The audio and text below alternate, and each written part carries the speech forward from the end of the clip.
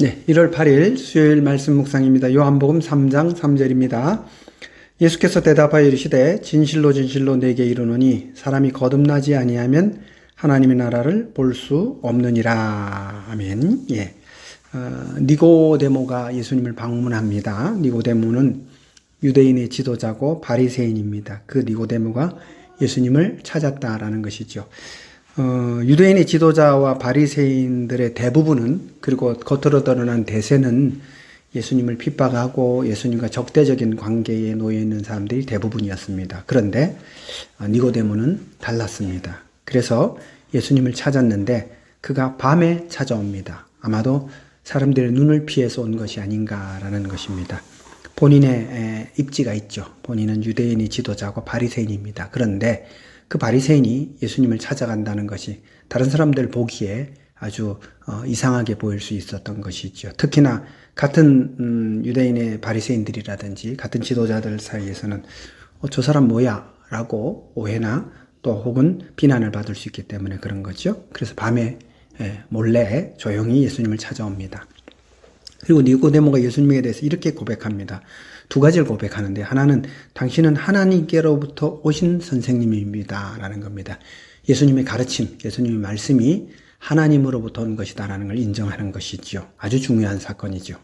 그리고 두 번째는 당신이 행하는 표적이 이것들을 증명해 줍니다. 보여줍니다 라는 겁니다. 예수님이 행하신 표적을 볼 때 이것은 분명합니다 라고 하는 거죠. 예수님께서 이 니고데모에게 다른 말씀하지 않으시고 바로 우리가 읽은 이 본문의 이 말씀을 하십니다. 사람이 거듭나지 않으면 하나님의 나라를 볼 수 없다라고 합니다. 성령으로 태어나야 된다라는 것이죠. 사람이 거듭나지 않으면 하나님의 나라를 볼 수 없다. 그러니까 예수님 두 가지 말씀하시는데, 하나는 하나님의 나라를 목표로 해서 말씀하시고요. 두 번째는 거듭나야 한다라는 겁니다. 하나님의 나라의 백성, 하나님 나라에 들어간 사람들은 거듭나야 된다라는 겁니다. 두 번 다시 태어나야 된다는 말이죠. 여기서 두 번째 태어나는 것은 성령으로 태어나는 것을 말씀하고 있었습니다. 육으로 난 것은 육이고 성령으로 난 것은 영이다라는 겁니다. 우리가 어머니 뱃속에서 태어나서 이 세상의 생명을 시작하듯이 성령으로 거듭나서 성령으로 새롭게 태어나서 성령의 사람이 되어야 된다라는 겁니다. 이것을 비유적으로 설명한 것이죠. 그렇습니다.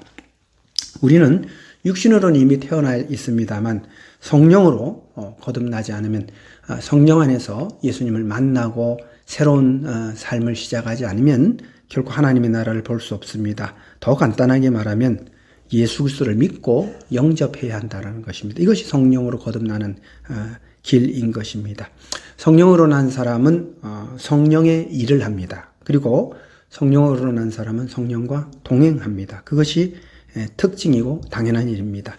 우리는 성령으로 거듭난 사람이고 예수 그리스도를 구주로 영접한 믿음의 사람들입니다. 따라서 우리는 성령의 사람으로 살아가는 것이 우리의 삶의 아주 지극히 정상적이고 바른 모습인 것입니다. 아무쪼록 하나님의 영, 성령과 동행하고 늘 그분과 함께하고 성령의 인도에 순종하는 그런 믿음의 성도 여러분 되시기를 주님의 이름으로 축원합니다. 감사합니다.